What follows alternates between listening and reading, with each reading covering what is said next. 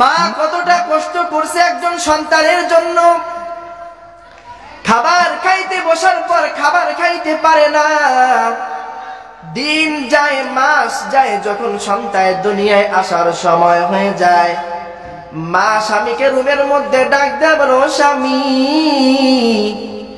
আমি হয়তো তোমার এই সন্তানটাকে দুনিয়ার মধ্যে আনতে পারবো না, এই ক্ষমতা আমার নাই, কারণ এত পরিমাণ যন্ত্রণা, এত পরিমাণ ব্যথা হয়তো আমার দ্বারা প্রসব করা সম্ভব নয়। মা তার সব দায়িত্বগুলা বাবাকে বুঝায় দেয় আর ডাক দেয়, বলে ও স্বামী আমার, জীবনে আপনার কোনো আদেশটাও ভালো মতন পালন করতে পারি নাই।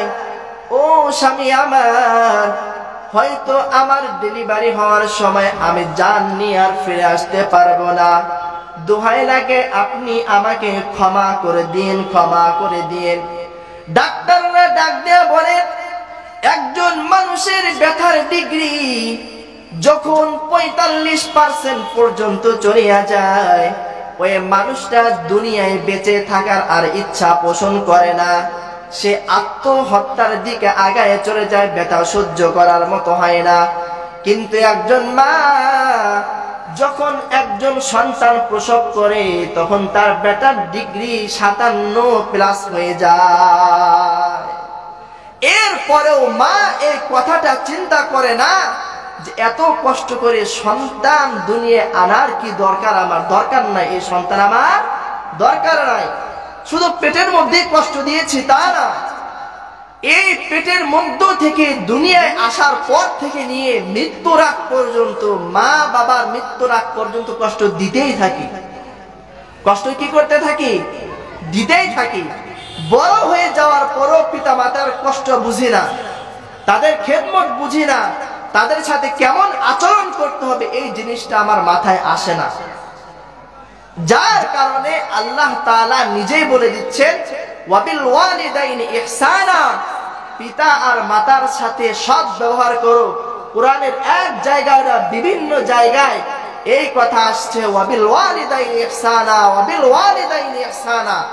আল্লাহ তাআলার ইবাদতের পরে এই কথাটা আনছে, ওয়াবিল ওয়ালিদাইনি ইহসানা, পিতা মাতার সাথে কখনো খারাপ ব্যবহার করো না, সর্বদা সৎ ব্যবহার করো। বলেন সুবহানাল্লাহ।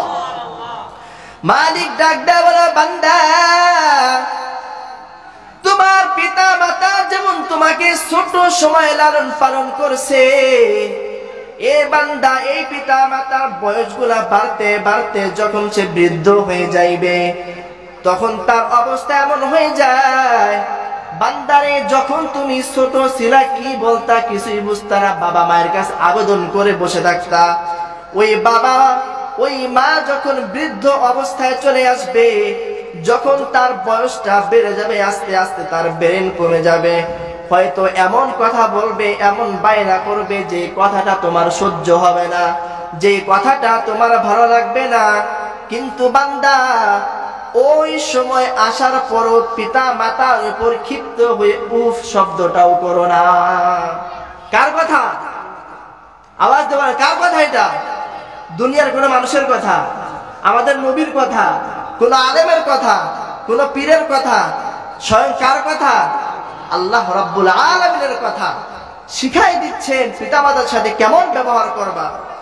উফি ওয়ালা তানহারহুমা ওয়া কুল লাহুমা কাওলান কারীমা ওয়াকফিদ লাহুমা জানাহাদ যুল্লি মিনার রাহমা। এ বান্দা, পৃথিবীর মধ্যে একটা মুরগি যেমন তার সমস্ত বাচ্চাগুলোকে ডানার মধ্যে আগলায় রাখে, তোমার পিতা আর মাতাকে তোমার ডানার মধ্যে এইভাবে আগলায় রাখে। বলেন সুবহানাল্লাহ। কার কথা বলা হয়েছে? কোন পীরের কথা বলা হয়েছে না। আমার যত বাড়িতে ভালো খাবার রান্না হয়, বাড়ির একটা ফল হয়, নতুন ফল নিয়ে চলে যায় কার কাছে? পীরের দরবারে নিয়ে যাই। কোনো লাভ হবে? কোনো লাভ নাই। যদি পিতা আর মাতা আপনার উপর সন্তুষ্ট না থাকে, নামাজ রোজা হজ যাকাত যতই ইবাদত বন্দেগী যাই করেন, কোনো কিছুই কবুল হবে না। কোনো কিছুই কি হবে না? কবুল হবে না। আল্লাহ রাসূল সাল্লাল্লাহু আলাইহি ওয়াসাল্লাম বলেন, রিদর রব্বি ফি রিদল ওয়ালিদি, আল্লাহ তাআলা সন্তুষ্ট, আল্লাহ তাআলা রেখেছেন পিতামাতার সন্তুষ্টের মধ্যে। বলেন সুবহানাল্লাহ। আল্লাহ রাসূল সাল্লাল্লাহু আলাইহি ওয়াসাল্লাম রমজান মাসে একদিন হঠাৎ করে জুমার খুতবা দেওয়ার জন্য মিম্বারের মধ্যে উঠতেছেন। তো হঠাৎ করে একটা মিম্বারের মধ্যে পা রাখেন আর বলেন আমিন, দ্বিতীয় মিম্বারেও পা রাখলেন বলেন আমিন, তৃতীয় মিম্বারেও পা রাখলেন বলেন আমিন। তো এই ঘটনা হওয়ার পর সাহাবায়ে কেরাম জিজ্ঞাসা করলেন, ইয়া রাসূলুল্লাহ, ইয়া হাবিবাল্লাহ, আপনি প্রতি সিঁড়িতে একবার করে পা রাখলেন আর বললেন আমিন, এর কারণটা কি? তখন আল্লাহ রাসূল সাল্লাল্লাহু আলাইহি ওয়াসাল্লাম বললেন যে আমি যখন খুতবা দেওয়ার জন্য মিম্বারে উঠতেছি, যখন আমি প্রথম মিম্বারের মধ্যে পা রাখি, তখন স্বয়ং জিবরাইল আলাইহিস সালাতু ওয়াস সালাম এসে আমাকে বলতেছেন, আপনার যে উম্মত এই রমজান পাইল, রমজান পাওয়ার পরেও তার গুনাহকে মাফ করা দিতে পারলো না, সে ধ্বংস হয়ে যাক। আমি বললাম আমিন। দ্বিতীয়তে জিবরাইল এসে বললেন যে পিতা এবং মাতার মধ্য থেকে যে কোনো একজনকে পাইল, পাওয়ার পরেও জান্নাত অর্জন করে নিতে পারলো না, ওই সন্তান ধ্বংস হোক। তখন আমি বলছি আমিন। আল্লাহ রাসূল আমিন বললে মনে হয় ওই দোয়াটা কবুল হয় না। কবুল হয় কিনা? আল্লাহ রাসূল কি বলছেন? আমিন। কোন কথার বিনিময়ে? পিতা এবং মাতা উভয়ের মধ্য থেকে একজনকে পাইল কিন্তু জান্নাত কামাই করতে পারলো না, ওই ব্যক্তি, ওই সন্তান ধ্বংস হয়ে যাক। কারণ হাদিস শরীফের মধ্যে আসছে, আল্লাহ রাসূল সাল্লাল্লাহু আলাইহি ওয়াসাল্লাম বলেন, আল জান্নাতু তাকাতা আহদামি উম্মিহা, তোমার যে জান্নাত রয়েছে, এই জান্নাত আমি আল্লাহ তাআলা তোমার মায়ের পায়ের গোড়ায় রেখে দিয়েছে। বলেন সুবহানাল্লাহ। আজকে আমরা ওই পিতামাতাকে চিনি না, পিতামাতাকে বুঝি না, যখন তখন তার সাথে বেয়াদবি করে ফেলি, যখন তখন তার সাথে উল্টা পাল্টা ব্যবহার করি। এর একটা কারণ আছে। শুধু সব দোষ যে পিতামাতার, সব দোষ সন্তানের, তা না। পিতামাতারও কিছু কি আছে? দোষ আছে। কি দোষ? কোন একটা জিনিস পাওয়ার জন্য কোন একটা জিনিস দিতে হয়, কিছু পাওয়ার জন্য কি করতে হয়? কিছু দিতে হয়। এখন কি দিতে হয়? পিতামাতা হয়ে আমরা কি দিব? সন্তান, একজন সন্তান যখন দুনিয়ায় আসবে, দুনিয়ায় আসার আগ থেকে নিয়ে তার বালেগ হওয়ার আগ পর্যন্ত, বালেগ হওয়া পর্যন্ত যেই সিস্টেমটা আল্লাহ রাসূল সাল্লাল্লাহু আলাইহি ওয়াসাল্লাম করে দিয়েছেন, এই সিস্টেম অনুযায়ী যদি আমি আমার সন্তানকে বড় করতে না পারি, লালন পালন করতে না পারি, তাহলে ওই সন্তান থেকে কখনোই খেদমতের আশা করা যায় না। কারণ আল্লাহ রাসূল সাল্লাল্লাহু আলাইহি ওয়াসাল্লাম বলেন, যে বান্দা সর্বপ্রথম দুনিয়ার মধ্যে আসবে, আসার সাথে সাথে তার কানের মধ্যে এই আওয়াজটা পৌঁছায় দাও, আল্লাহু আকবার, আল্লাহু আকবার, আল্লাহ তাআলাই সব থেকে বড়, আল্লাহ থেকে বড় আর কেউ নাই। বানকার ইকামত দিয়ে তার কানের মধ্যে পৌঁছায় দাও, আল্লাহু আকবার, আল্লাহু আকবার, আল্লাহর থেকে বড় আর কেউ নাই।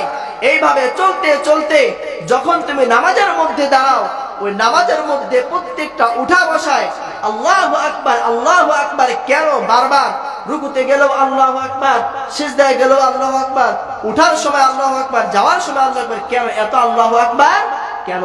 প্রত্যেকটা জায়গায় এই আল্লাহু আকবার, আল্লাহু আকবার, আল্লাহু আকবার বলার দ্বারা আপনাকে জানায় দিচ্ছে, তুমি যে দাঁড়ায় গেছো, এই দাঁড়ানোটা একমাত্র তোমার আল্লাহর জন্যই হবে, যে মালিক সব থেকে বড়, ওই মালিকের থেকে বড় আর কেউ নাই।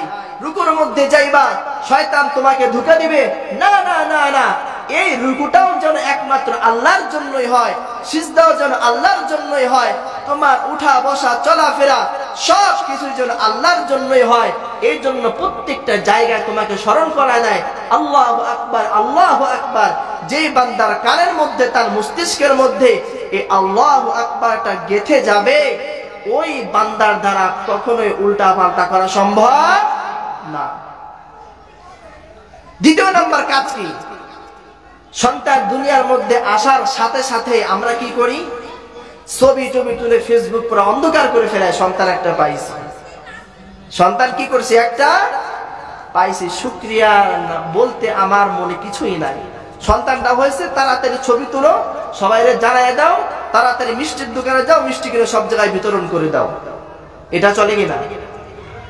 আপনাদের সমাজে মনে হয় এটা চলে না, সব খেলে আমাদের ওইদিকে চলে। এদিকে হয় কিনা? সর্বপ্রথম সন্তান যে দুনিয়ার মধ্যে আসছে, আল্লাহ তাআলা যে আপনাকে সন্তান দিয়েছেন, এর জন্য শুকরিয়া আদায় করা দরকার। এর জন্য কি আদায় করা দরকার? শুকরিয়া আদায় করা দরকার। সন্তান হওয়ার পর তাকে তাহনিফ করাইতে হবে একজন ভালো আলেমের মাধ্যমে। তার প্রথম খাবারটা দিয়ে দাও। এইভাবে যখন তার 7 দিন নাম হয়, আকিকা করো, তার সুন্দর নাম রাখো, ইসলামিক নাম রাখো। হযরত ওমর রাদিয়াল্লাহু তাআলা আনহুর জামানায় এক সাহাবী তার সন্তানের বিরুদ্ধে নালিশ নিয়ে আসছেন। নিয়ে আসার পরে বলতেছেন যে কথা শোনে না, বেশি রাগ করে, এই সেই হ্যান ত্যান। তখন বলতেছে নাম কি? এমন একটা নাম বলে যে নামের অর্থই হচ্ছে বিকৃত। নামের অর্থই কি?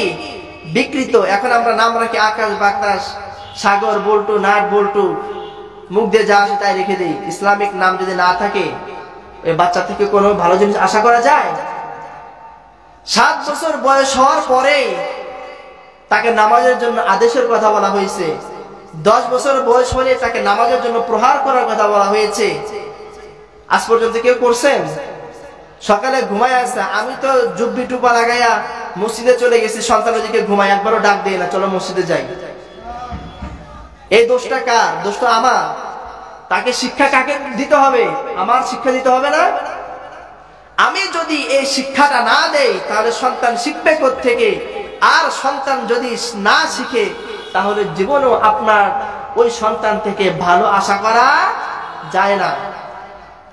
কত কোটিপতি, টাকাওয়ালা, বাড়িওয়ালা, গাড়িওয়ালা, টাকার অভাব নাই, স্বামীও চাকরি করে, স্ত্রীও চাকরি করে, দুইজনের প্রতি মাসে লাখ লাখ টাকা বেতন, কিন্তু মায়ের চেহারা দেখার সময় তাদের হয় না। মায়ের চেহারা দেখার কি সৌভাগ্য তাদের হয় না। পিতামাতার খেদমত করার সৌভাগ্য হয় না। তাদেরকে পাঠায় দেয় বৃদ্ধাশ্রমে। ওই জায়গা তোমাদের খুব সুন্দর করে লালন পালন করবে, তোমাদের খাওয়াই দিবে, তোমাদের গোসল করাই দিবে, কাপড় ধুয়ে দিবে, সুন্দর ঘুমানোর ব্যবস্থা করে দিবে। এত সুন্দর করে এসে বুঝায়, আহা, মনে হয় যে এর থেকে আমার ভালো সন্তান আর কেউ নাই। সুন্দর করে বুঝায়, প্যাকেট করে ওই বৃদ্ধাশ্রমে রেখে দিয়ে আসে। কেন? তার মাঝে আমি এখনো দিনের জ্ঞানটা ঢুকাইতে পারি নাই। তার মাঝে কি করতে পারি নাই? তার মাথায় ঢুকছে টাকা লাগবে, বাড়ি লাগবে, গাড়ি লাগবে, কিন্তু পিতা মাতা যে লাগবে, এই জ্ঞানটা তার মাথায় ঢুকাইতে পারি নাই। পিতা মাতার খেদমত। পৃথিবীতে যত ওলি হয়েছে, পিতা মাতার দোয়া ছাড়া আজ পর্যন্ত কেউ ওলি হইতে পারে নাই। পিতা মাতার দোয়া ছাড়া কি আজ পর্যন্ত কেউ ওলি হইতে পারছে? কেউ যদি পিতা মাতার দোয়া ছাড়া ওলি হয়ে যাইতে পারে, মনে করে ও ভণ্ড ওলি, ও কোন ওলি? যেই সন্তানের উপর পিতা মাতা রাজি নাই, ওই সন্তান কখনো আল্লাহ তাআলার কাছে প্রিয় হইতে পারে না। আল্লাহ রাসূল সাল্লাল্লাহু আলাইহি ওয়াসাল্লামের প্রিয় সাহাবী হযরত আলকামা রাদিয়াল্লাহু তাআলা আনহু, যে আলকামা রাদিয়াল্লাহু তাআলা আনহু আল্লাহ রাসূলের একজন প্রিয় সাহাবী, হঠাৎ করে তার মৃত্যুর সময় চলে আসছে। স্ত্রী পয়গম্বরের দরবারে দৌড় দিয়ে চলে গিয়েছে, ডাক দেয়া বলে, ও পয়গম্বর, আপনার সাহাবী হযরত আলকামা রাদিয়াল্লাহু তাআলা আনহু, আলকামা রাদিয়াল্লাহু তাআলা আনহু তার মৃত্যুর সময় চলে আসছে, কিন্তু তার মুখ থেকে কালিমার একটা শব্দ বের হয় না। পয়গম্বর হযরত বেলাল রাদিয়াল্লাহু তাআলা আনহুকে ডাক দেয়া বলে, ও বেলাল, আরো দুইজন সাহাবী হযরত আলী রাদিয়াল্লাহু তাআলা আনহু, হযরত সালমান ফারসি রাদিয়াল্লাহু তাআলা আনহু, এই তিনজন সাহাবীকে এক জায়গায় করিয়া ডাক দেয়া বলে, ও বেলাল, যাও যাও যাও, আলকামার বাড়িতে যাও, দেখো আলকামার কি অবস্থা। আলকামার বাড়িতে আসার পর কালিমার এত তালকিন দেওয়া হয়, কিন্তু আলকামা রাদিয়াল্লাহু তাআলা আনহুর মুখ থেকে কালিমার লা শব্দটাও বের হয় না। হযরত বেলাল রাদিয়াল্লাহু তাআলা আনহু দৌড় দিয়া পয়গম্বরের দরবারে চলে গেছে। যাওয়ার পরে ডাক দেয়া বলো, পয়গম্বর, আমরা আলকামাকে যতই কালিমার তালকিন দিয়ে কিন্তু আলকামার মুখ থেকে কালিমা বের হয় না। তখন পয়গম্বর ডাক দেয়া বলো, বেলাল যাও আলকামার বাড়িতে গিয়ে দেখো তার পিতা মাতার মধ্য থেকে কেউ বেঁচে আছে কিনা। হযরত বেলাল রাদিয়াল্লাহু তাআলা আনহুকে বলার পর হযরত বেলাল রাদিয়াল্লাহু তাআলা আনহুকে ডাক দেয়া বলো, বেলাল, যদি আলকামার পিতা মাতা কেউ যদি বেঁচে থাকে তাহলে তাকে আমার দরবারে নিয়ে আসো। যদি আমার দরবারে না আসে আমি পয়গম্বর স্বয়ং তার বাসায় উপস্থিত হয়ে যাব। জোরে বলুন আল্লাহু আকবার। পয়গম্বরের এই কথা নিয়ে হযরত বেলাল রাদিয়াল্লাহু তাআলা আনহু দৌড় দিয়ে চলে গেছে। যাওয়ার পর দেখে আলকামা রাদিয়াল্লাহু তাআলা আনহুর বাড়িতে বৃদ্ধ একজন মা রয়েছে। ডাক দেয়া বলো, বুড়িমা, পয়গম্বর আপনাকে তালকিন করেছেন, আপনাকে ডাকতেছেন, চলেন পয়গম্বরের দরবারে যাই। যদি আপনি না যান স্বয়ং পয়গম্বর আপনার বাড়িতে চলে আসবে। তখন মা ডাক দেয়া বলে, না না, আমি নিজে স্বয়ং পয়গম্বরের দরবারে যাব। বলেন সুবহানাল্লাহ। হযরত আলকামা রাদিয়াল্লাহু তাআলা আনহুর মা তার মাকে যখন পয়গম্বরের দরবারে নিয়ে গেছেন, যাওয়ার পরে ডাক দেয়া বলো, বুড়ি মা, আপনার সন্তান কেমন একটু আমাকে বর্ণনা করেন। তখন মা ডাক দেয়া বলো, পয়গম্বর, আমার আলকামা বড়ই ভালো, আলকামার রোজার কোনো কমতি নাই, আলকামার নামাজের মধ্যেও কোনো কমতি নাই, তার দান সদকার মধ্যেও কোনো কমতি নাই, কোনো ইবাদতের মধ্যেও কোনো কমতি নাই। তখন পয়গম্বর ডাক দেয়া বলো, মা, যদি আলকামার আমল এতই ভালো থাকে তাহলে কেন তার মুখ দিয়ে কালিমা শব্দটা বের হচ্ছে না? আচ্ছা আপনি বলেন, আপনি কি আলকামার উপর সন্তুষ্ট নাকি অসন্তুষ্ট? কি বলতেছে? আপনি আলকামার উপর সন্তুষ্ট না অসন্তুষ্ট একটু আমাকে বর্ণনা করেন। তখন মা চোখ দিয়ে ঝরঝর করে পানি ফেলে দিয়ে বলো, পয়গম্বর, আমার আলকামা নামাজ পড়ে, আমার আলকামা যাকাত দেয়, আমার আলকামা যত ধরনের ইবাদত সব ইবাদত করে, কিন্তু আমি মা আমার আলকামার উপরে বিন্দু পরিমাণ সন্তুষ্ট না। কেন কেন কেন?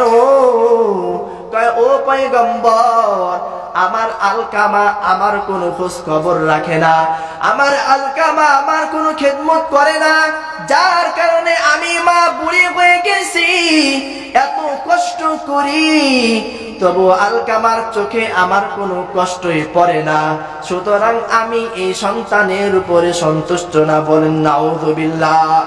পয়গম্বর ডাক দেয়া বলো, বেলাল, হযরত আলী রাদিয়াল্লাহু তাআলা আনহু আরো কিছু সাহাবীদেরকে ডাক দেয়া বলে, যাও কিছু লাকড়ি জোগাড় করো, জাহান্নামের আগুনে পোড়ার আগে তাকে দুনিয়ার আগুনে পোড়ায় দেই। তখন মা তার মনে পড়ে যায়, এই সন্তানের জন্য কত কষ্ট করলাম, নিজেরা খাইয়া সন্তানকে খাওয়াইছি, নিজেরা ঘুমাইয়া সন্তানকে ঘুম পাড়াইছি, সন্তান যখন ডান পাশে পেশাব করে দিয়েছে বাম পাশের মধ্যে নিয়ে গিয়েছি, সন্তান যখন বাম পাশে পেশাব করছে আমি সন্তানকে পরিষ্কার করে বুকের মধ্যে নিলাম, সন্তান বুকের মধ্যে পেশাব করার কারণেও বিন্দু পরিমাণ আমি বিরক্ত হই নাই, সারা রাত্রটা কোলের মধ্যে রাখিয়া কাটাই দিছি, আর আমার চোখের সামনে আমার সন্তানকে পুরাই দিবে না, না না, হতে পারে না। পৃথিবীর মধ্যে সব থেকে দয়ার সাগর যদি থাকে একমাত্র পিতা আর মাতা। পৃথিবীর মধ্যে যত ভালোবাসা আছে, যত সম্পর্ক আছে, সব সম্পর্ক আর ভালোবাসার মধ্যে কোনো না কোনো স্বার্থ আছে, কোনো না কোনো স্বার্থ আছে। আপনার স্ত্রী যদি আপনাকে অনেক মোহাব্বত করে, অনেক ভালোবাসে, এর মধ্যেও তার একটা স্বার্থ আছে। স্বার্থ কি? যেন আমার স্বামী আমার জন্যই সবকিছু করে, তার যা কিছু আছে সবকিছু যেন আমার জন্যই হয়, আর কারোর জন্য যেন না হয়। আর পিতা আর মাতার ভালোবাসা এমন ভালোবাসা, নিজের সব কিছু আপনার জন্য ব্যয় করে দিবে, আপনার কাছ থেকে কিচ্ছু চাইবে না। আপনার কাছ থেকে কি কিছুই চাইবে না, তারা শুধু এতটুকুই চায় আমার সন্তানটা যেন ভালোভাবে বেঁচে থাকে, আমার সন্তানটা যেন কি ভালোভাবে বেঁচে থাকে। কিন্তু কপাল পোড়া মুসলমান, কপাল পোড়া সন্তান এই পিতা আর মাতার খেদমত বুঝে না। তো হযরত আলকামা রাদিয়াল্লাহু তাআলা আনহু যখন পয়গম্বর আদেশ করলেন যাও লাকড়ি নিয়ে আসো পুড়ায় দেই, তখন মা ডাক দেয়া বলো, পয়গম্বর আমি আমার আলকামার উপর সন্তুষ্ট হয়ে গেছি, আমার সন্তানকে আমি পুড়তে দেখতে পারবো না। পয়গম্বর ডাক দেয়া বলো, বেলাল যাও দেখো তার মা আমাকে সান্ত্বনা দেওয়ার জন্যই বলেছে নাকি আসলে সে মন থেকে মাফ করেছে। হযরত বেলাল রাদিয়াল্লাহু তাআলা আনহু যখন দৌড় দিয়ে আলকামার বাড়িতে চলে যায়, দরজার মধ্যে পাটা রাখবে, রাখার সাথে সাথে দেখে আলকামার মুখ দিয়ে জারি হয়ে গিয়েছে লা ইলাহা ইল্লাল্লাহ। নামাজ পড়ছে কাজে আসে নাই, রোজা রাখছে কাজে আসে নাই, হজ করেছে কাজে আসে নাই, যাকাত দিয়েছে কাজে আসে নাই। কেন কাজে আসে নাই? একমাত্র পিতা আর মাতার মনে কষ্ট দেওয়ার কারণে। যদি ওই পিতা মাতাকে রাজি করতে পারো, সর্বপ্রথম হাত উঠায়া মালিকের কাছে দরবারে দোয়া করে, ও মালিক, ও আল্লাহ, তুমি আমার সন্তানের নেক হায়াত বাড়ায় দাও, আমার সন্তানকে পৃথিবী যেই জায়গার মধ্যে যায়, বান্দারে আল্লাহ তাআলার কাছে দোয়া করে, ও আল্লাহ আমার সন্তানকে সব জায়গার মধ্যে হাসি খুশি রাখো। বলেন সুবহানাল্লাহ। যদি পিতা আর মাতাকে খেদমত করতে পারি, আল্লাহ তাআলা 5টা পুরস্কার দিবেন। কয়টা পুরস্কার? নাম্বার 1, আল্লাহ তাআলা ওই সন্তানের হায়াতের মধ্যে বরকত বাড়ায় দিবে। বলেন সুবহানাল্লাহ। 1 নাম্বার কি? কাছে কাছে বসতে বলে, কারণ ওখানে জানা হচ্ছে।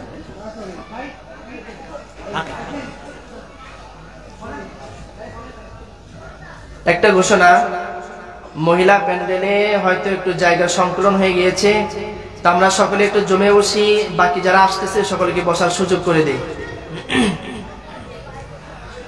তো কেউ যদি পিতা মাতার খেদমত করে, কয়টা পুরস্কার ভুলে গেছেন? কয়টা? 5টা পুরস্কার। 1 নাম্বার, আল্লাহ রাব্বুল আলামিন ওই সন্তানের হায়াতকে বৃদ্ধি করে দিবেন। 1 নাম্বার পুরস্কার কি? সন্তানের হায়াত বৃদ্ধি করে দিবেন। কারণ দেখেন, যখনই আপনি আপনার পিতা মাতার কোনো খেদমত করবেন, তাদেরকে একটু রাজি খুশি করাবেন, তখনই সাথে সাথে মা 2টা হাত তুলে বলে, ও আল্লাহ আমার মাথায় যতগুলা চোর আছে এতগুলা বছর আমার সন্তানের হায়াত বাড়ায় দাও। বলে কি বলে না? কারণ মা মনে হয় এরকম বলে নাই, বলে কি বলে না? তাহলে হায়াত বাড়ায় দেওয়ার মালিক কে? আর আওয়াজ দিয়ে বলেন, হায়াত বাড়িয়ে দেওয়ার মালিক কে? আল্লাহ। এই হায়াত বাড়িয়ে দেওয়ার 2টা অর্থ হইতে পারে। 1 নাম্বার অর্থ, আল্লাহ রাব্বুল আলামিন তো বান্দার হায়াতটাকে নির্দিষ্ট করে দিয়েছেন যে কবে দুনিয়ায় আসবে এবং দুনিয়া থেকে কবে যাবে, এই হায়াতটা কি নির্দিষ্ট। এখন হায়াতটা বাড়বে কিভাবে? হায়াতটা বাড়ার কিছু সূরত আছে। 1 নাম্বার হচ্ছে যে বান্দা এই 60 বছর 70 বছর হায়াতের মধ্যে আল্লাহ তাআলা তার মাধ্যমে এমন কিছু কাজ নেবেন যে কাজগুলা করতে 100 বছর লেগে যায়। যে কাজগুলা করতে কি 100 বছর লেগে যাও, ওই কাজগুলো আল্লাহ তাআলা এই 60-70 বছর হায়াতের মধ্যে নিয়ে নেবেন। বলেন সুবহানাল্লাহ। আরেকটা অর্থ হইতে পারে যে বান্দার যে রিজিক আছে, বান্দার যে রিজিক আছে, এই রিজিককে বৃদ্ধি করে দিবেন কিভাবে? যে এই 50 থেকে 60 বছর হায়াতের মধ্যে বান্দা কখনো অসুস্থ হবে না, বান্দা কোনো পেরেশানির মধ্যে পড়বে না, তার রিজিকের কোনো অভাব হবে না। এই হায়াতটা আল্লাহ তাআলা বান্দাকে এইভাবে বাড়ায় দেবেন। বলেন সুবহানাল্লাহ। তো পিতামাতার খেদমত কেমন খেদমত? হযরত মূসা আলাইহিস সালাতু ওয়াস সালামের জামানায় তিনি একবার দোয়ার মধ্যে আল্লাহ তাআলার কাছে ফরিয়াদ করতেছেন, হে মালিক, জান্নাতে আমার সাথী কে হবেন? জান্নাতে আমার সাথী কে হবেন? মূসা আলাইহিস সালাতু ওয়াস সালাম মালিকের কাছে দোয়া করো, আল্লাহ, আমার মনের বড় আকাঙ্ক্ষা, জান্নাতের মধ্যে কে আমার সাথী হবে দুনিয়ায় আমি দেখতে চাই। আল্লাহ রাব্বুল আলামিন জিবরাইল আলাইহিস সালাতু ওয়াস সালামকে পাঠায় বলেন, ও জিবরাইল, যাও মূসার কাছে গিয়া বলবা অমুক বাজারের মধ্যে একজন কসাই আছে, ওই কসাই হবে তুমি মূসার জান্নাতের সাথে। জোরে বলুন সুবহানাল্লাহ। মূসা আলাইহিস সালাতু ওয়াস সালামের মনের মধ্যে আরো আকাঙ্ক্ষা বেড়ে গেল। পৃথিবীর মধ্যে এত ভালো ভালো মানুষ রয়েছে, এত সুন্দর সুন্দর মানুষ রয়েছে, তারপরেও কেন এত সুন্দর মানুষ বাদ দিয়ে একজন কসাই কেন আমার জান্নাতের সাথী হবে?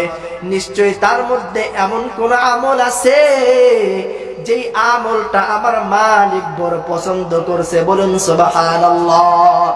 হযরত মূসা আলাইহিস সালাতু ওয়াস সালাম তিনি দৌড়াইতে শুরু করছে, ওই বাজারে গেছে, ঠিকানা অনুযায়ী বাজারে যাওয়ার পর চাতক পাখির মতো তার দিকে তাকিয়ে আছে যেন কোনো আমল ছুটে না যায়।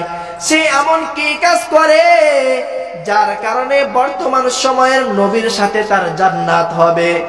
দেখে সারাদিনে তেমন কোন আমল নাই, অন্যান্য সাধারণ ব্যবসায়ীদের মতোই সব কিছু বিক্রি করতেছে।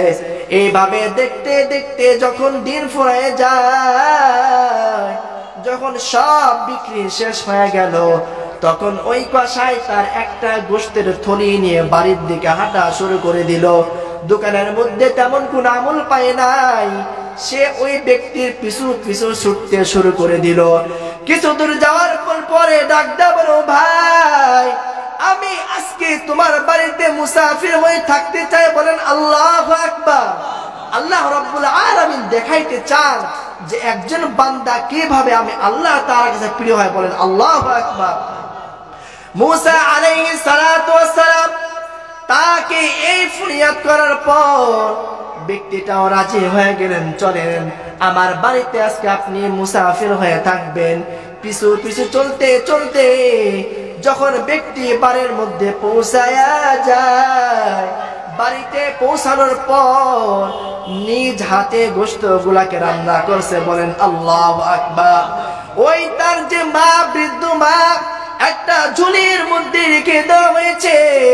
ওই মাকে নামাইয়া সুন্দরভাবে পরিষ্কার পরিচ্ছন্ন করে আবার ওই ঝুলির মধ্যে নিয়ে আসছে।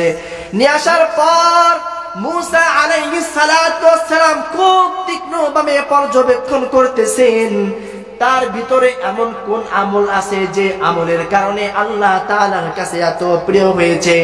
এইভাবে চলতে চলতে কসাই সে নিজ হাতে তার মাকে খাওয়াই দিচ্ছে, আর মা যেন কি বিড়বিড় করে বলে, মূসা আলাইহিস সালাতু ওয়াস সালামের কান পর্যন্ত আসে না। যখন মাকে খাওয়ানো শেষ, মুসাফির ব্যক্তিকে আপ্যায়ন করার জন্য দুইজন একসাথে বসছে।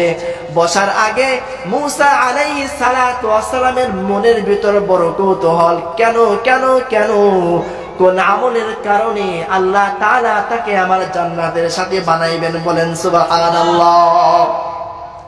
তখন কোন আমল খুঁজে না পেয়ে ওই ব্যক্তিকে ডাক দেওয়ার, ও ভাই আমার, তুমি যখন ওই বৃদ্ধ তোমার মাকে খাওয়াচ্ছ, তোমার মা যেন মুখ দিয়ে বিড়বিড় করে কি উচ্চারণ করে, আমি শুনতে পাই নাই, তুমি একটু বলো, আমি ওই কথাগুলো শুনতে চাই। তখন ব্যক্তি ডাকটা বলো, ভাই আমার মা একটা পাগল, আমার মা মুখ দিয়ে যা বলে তা শুধু স্বপ্নই থেকে যাবে।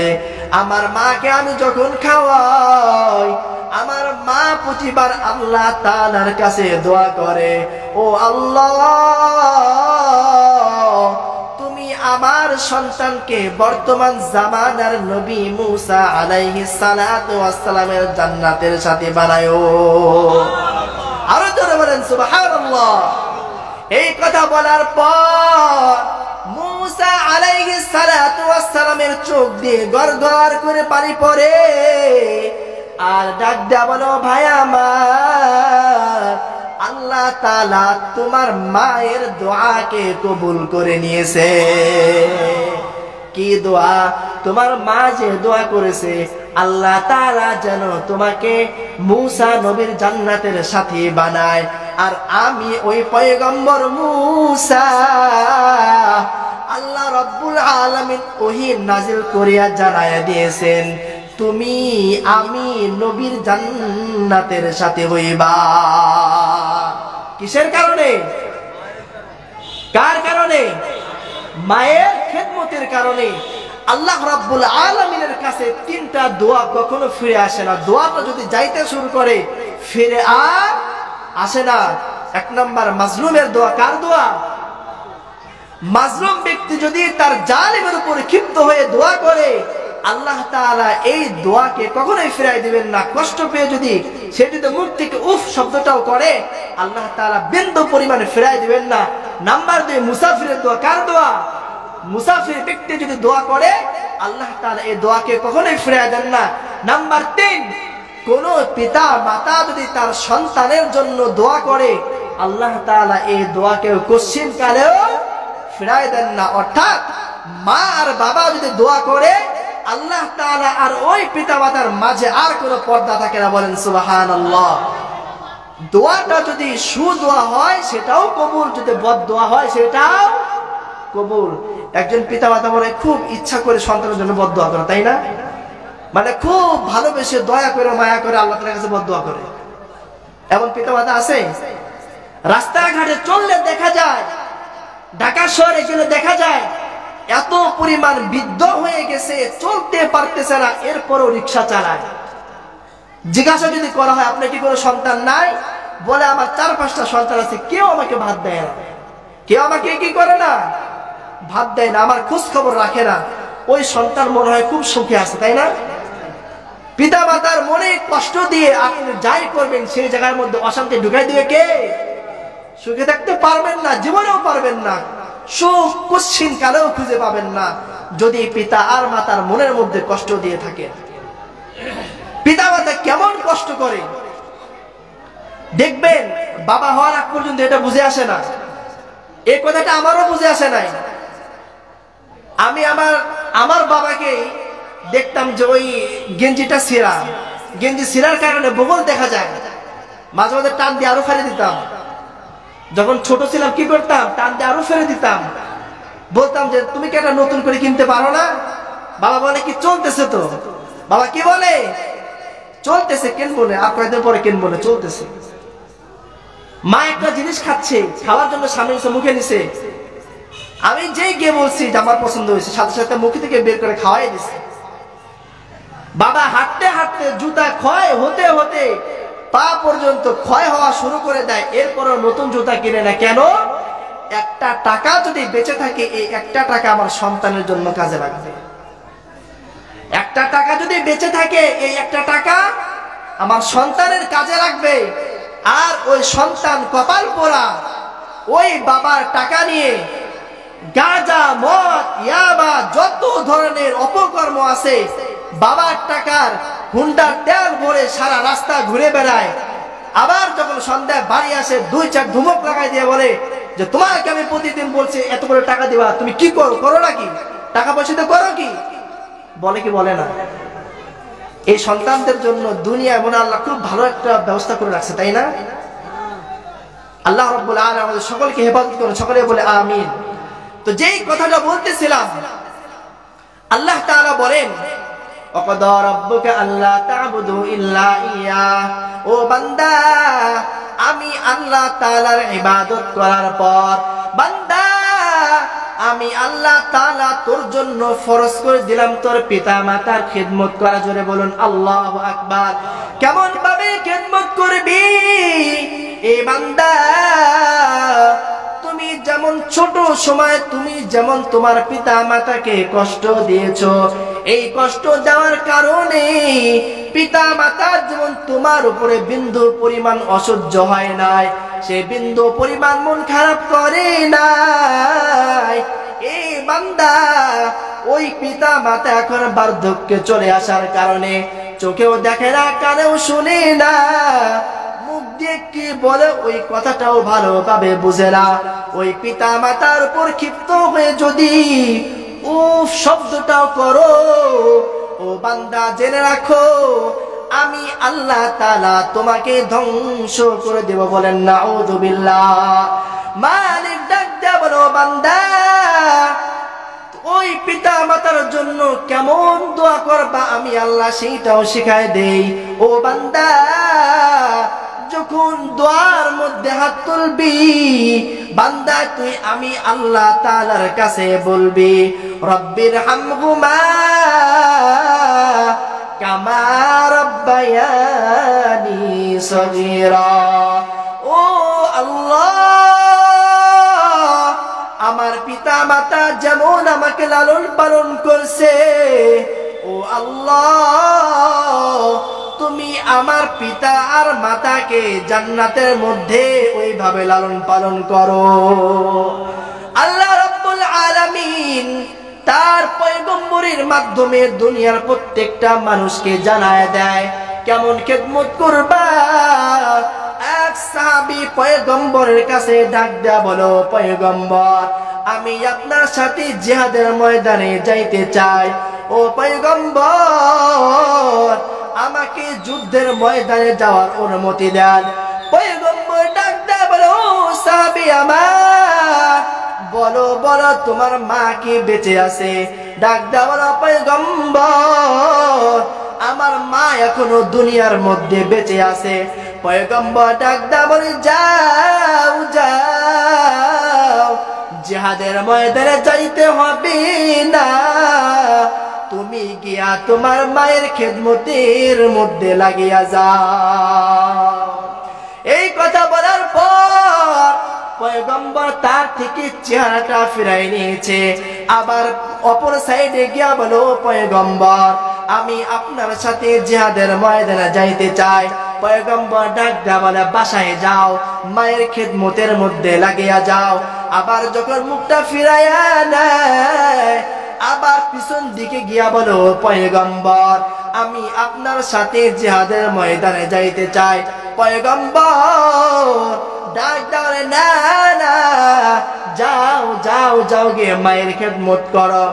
আবার যখন ঘুরে সামনে চলে আসে আমার পয়গম্বর ডাক দেয়া বলে ও আমার উম্মত ও আমার সাহাবী আমার আল্লাহ তাআলা তোমার জান্নাতটা রেখে দিয়েছে তোমার মায়ের কাছে, সুতরাং যাও যাও ওই মায়ের খেদমত করে জান্নাতটাকে অর্জন করে নাও।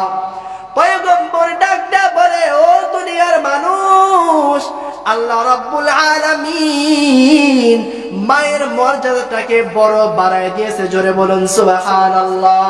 পয়গম্বর ডাক দেয়া বলে আল্লাহ তাআলা কোরআন শরীফের মধ্যে ডাক দেয়া জানায়া দেয় ও দুনিয়ার মানুষ মা এমন তিনটা কষ্ট করে যেই কষ্টের কারণে আল্লাহ তাআলা ওই মায়ের মর্যাদাটাকে বাবার থেকে 3 গুণ বাড়ায় দিয়েছে। জোরে বলুন সুবহানাল্লাহ। আল্লাহর এক সাহাবী আল্লাহর পয়গম্বরের এক সাহাবী পয়গম্বরের কাছে গিয়া বলে ও পয়গম্বর আমার পিতা এবং মাতার মধ্য থেকে আমার কাছে খেদমতের বেশি হকদার কে? পয়গম্বর ডাক দেয়া বলে তোমার মা। আবার বলো পয়গম্বর দ্বিতীয়ত বেশি হকদার কে? দ্বিতীয়বার ডাক দেয়া বলে তোমার মা। তৃতীয়বার যখন ডাক দেওয়া হলো পয়গম্বর, তৃতীয়বার আমার থেকে বেশি খেদমতের হকদার কে? পয়গম্বর। তৃতীয়বারও ডাক দেয়া বলে তোমার মা, তোমার মা। চতুর্থবার যখন আবার ডাক দেয়া বলে ও পয়গম্বর, চতুর্থবার বলেন এখন আমার প্রতি বেশি হকদার কে? পয়গম্বর ডাক দেয়া বলেন এখন তোমার বাবা। তিনবার কেন মাকে এত মর্যাদা দিয়েছে? আল্লাহ রাব্বুল আলামিন কোরআন শরীফের মধ্যে ডাক দিয়ে জানায়া দেয়, ও দুনিয়ার মানুষ, মা যে এমন তিনটা কষ্ট করে, যেই কষ্টটা বাবারা সারা জীবন চেষ্টা করলেও পারবে না। কয়টা কষ্ট? নাম্বার 1, ওই মা তোমাকে যে গর্ভে ধারণ করেছে, মা তোমাকে যে গর্ভে ধারণ করেছে, এই গর্ভে ধারণ করার যে কষ্ট, বাবা যদি সারা জীবন চেষ্টা করে এই গর্ভে ধারণ করার যে কষ্ট অনুভব করতে পারবে না। যার কারণে আল্লাহ তাআলা ওই মায়ের মর্যাদাটাকে বাবার থেকেও বাড়ায় দিয়েছে। জোরে বলুন সুবহানাল্লাহ। নাম্বার 2, তুমি জন্মগ্রহণ যখন করবা, যখন তোমার দুনিয়ার মধ্যে আসার সময় হয়ে যায়, এই প্রসব বেদনা এত কষ্ট, এই প্রসব বেদনার যে পরিমাণ কষ্ট বাবারা সারা জীবন চেষ্টা করলেও তা অনুভব করতে পারবে না। যার কারণে যদি কোনো মা একজন সন্তান প্রসব করার সময় যদি মারা যায়, আল্লাহ তাআলা তার আমল নামায় শহীদি মৃত্যুর সওয়াব দান করে। বলুন সুবহানাল্লাহ। নাম্বার 3, একজন মা তোমাকে যে দুধ পান করায়, এই দুধ পান করানোর যে কষ্ট, যদি বেশি খাওয়া হয়ে যায় মার শরীরটা বড় শুকায় যায়। যদি কম করে খাও মার প্রতিটা অঙ্গ প্রত্যঙ্গের মধ্যে ব্যথা শুরু হয়ে যায়।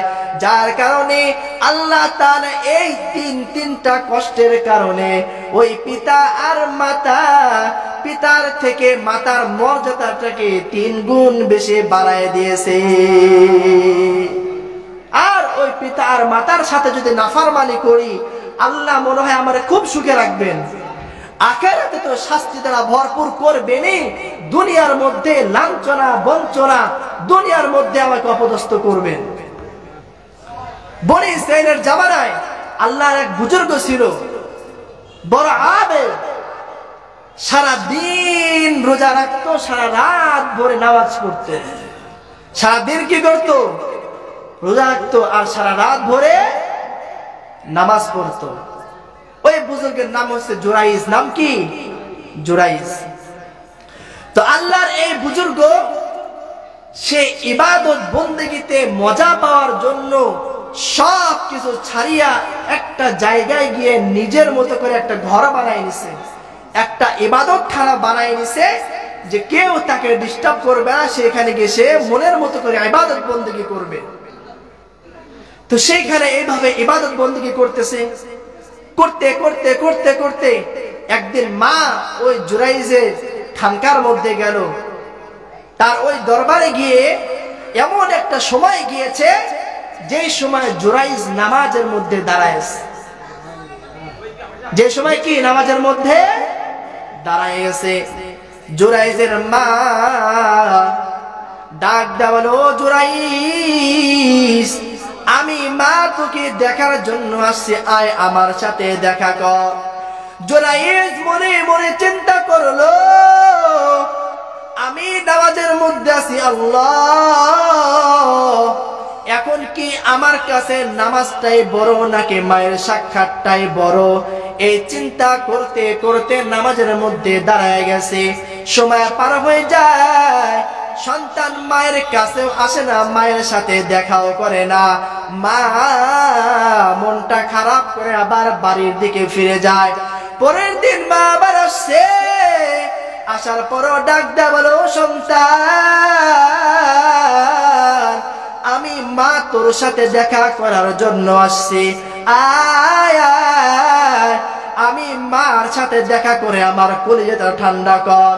জুরাইজ আবারও নামাজের মধ্যে দাঁড়ায় আছে, চিন্তা করা শুরু করলো, ও আল্লাহ,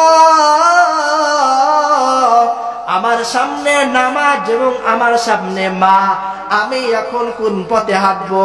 এই কথা চিন্তা করতে করতে আবারও নামাজের মধ্যে দাঁড়ায় আছে। মা পূর্বের দিনের মতো কষ্ট পেয়ে পেয়ে আমার বাড়ির দিকে রওনা হয়ে চলে যায়।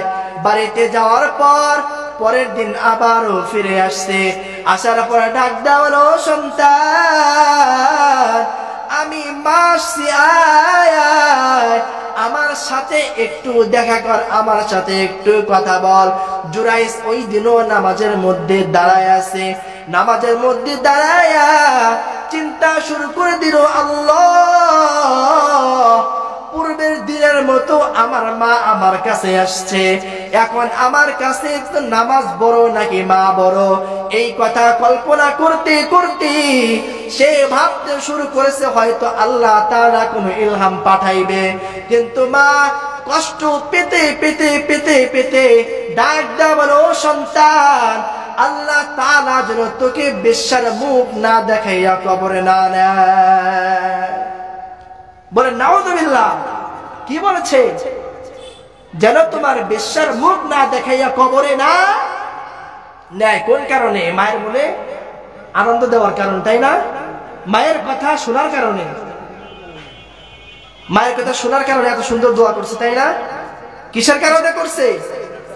মা কষ্ট পাওয়ার কারণে মা বলতেছে, আল্লাহ যেন তোমাকে বেশ্যা মহিলার মুখ না দেখাইয়া কবরে না নেয়।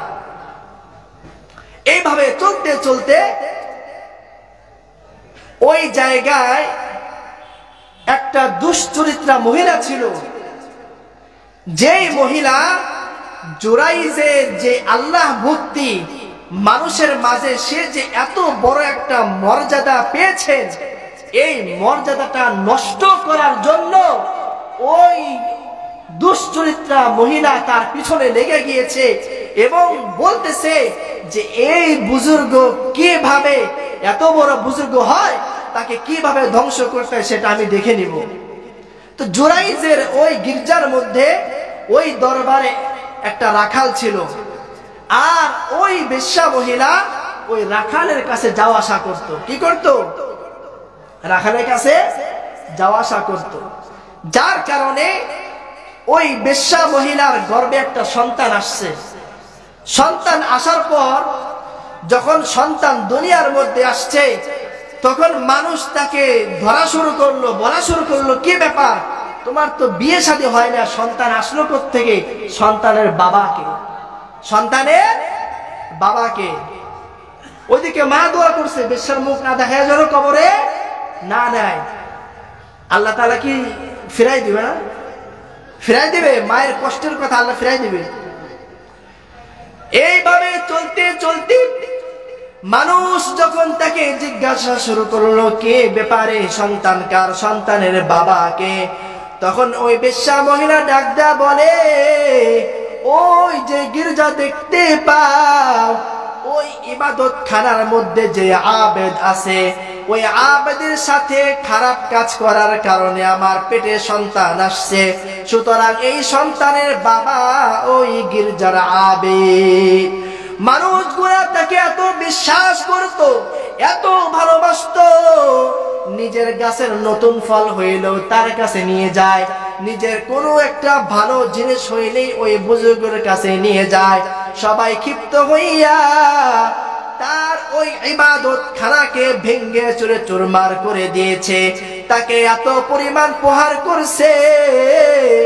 ডাক দেওয়া, কি ব্যাপার, কি ব্যাপার, কি ব্যাপার, আমরা তোমাকে এত ভালো মনে করতাম, তুমি একজন আল্লাহ তাআলার আবেদ, আল্লাহ তাআলার প্রিয় বান্দা, কিন্তু তোমার দ্বারা এমন খারাপ কাজ কিভাবে সম্ভব?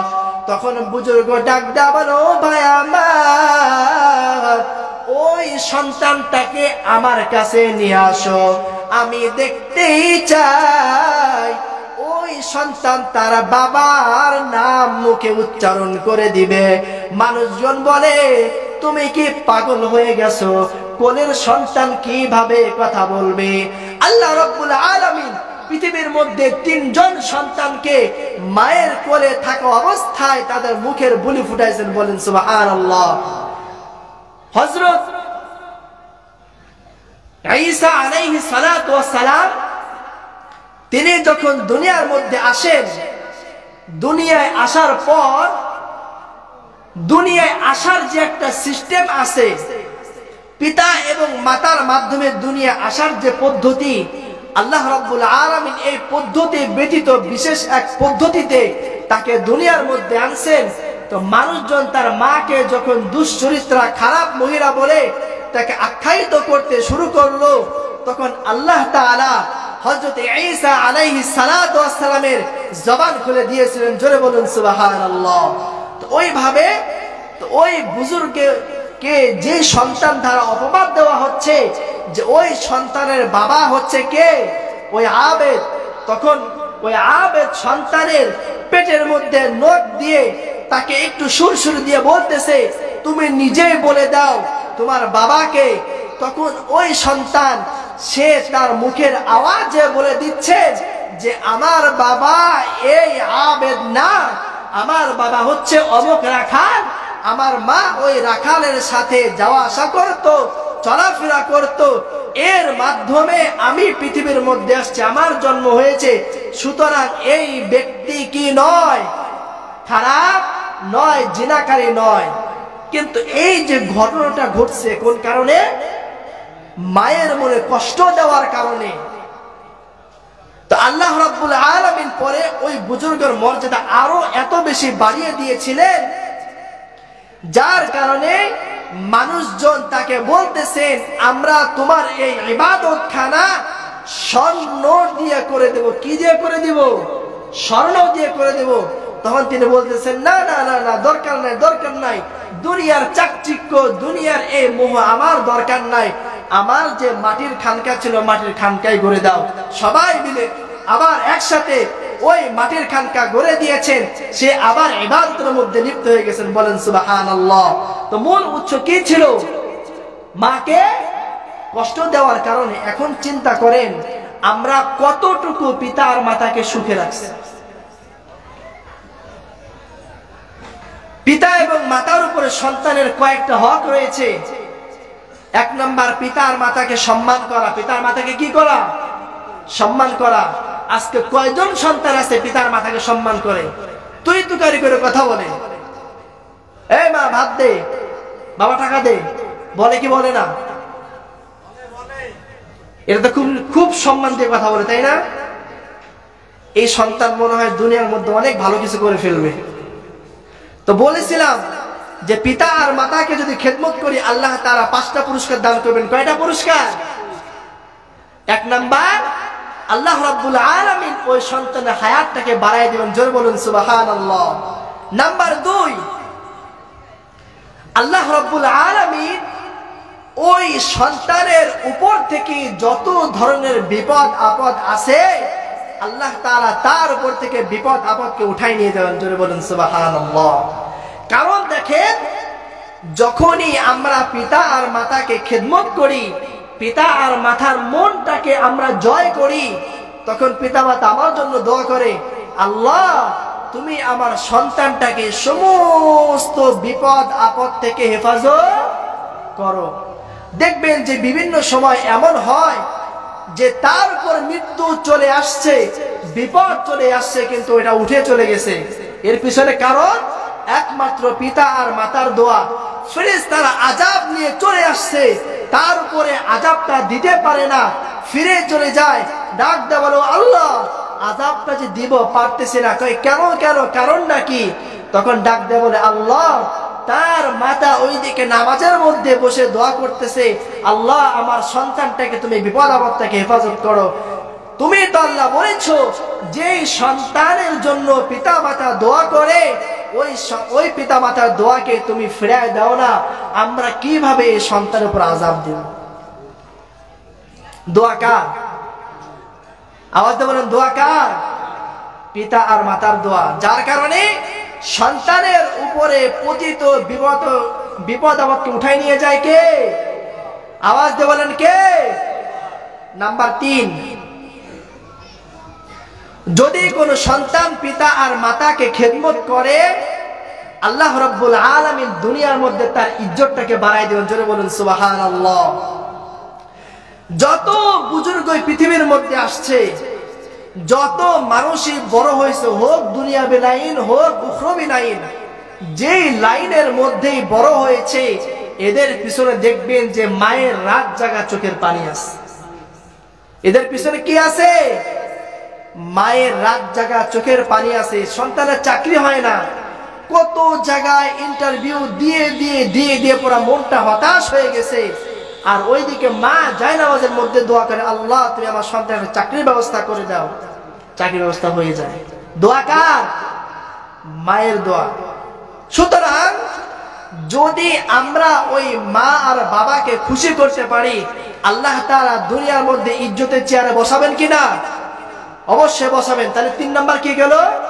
আল্লাহ তাআলা তার ইজ্জতটাকে, তার সম্মানকে বুলন্দ করে দেবেন। জোরে বলুন সুবহানাল্লাহ।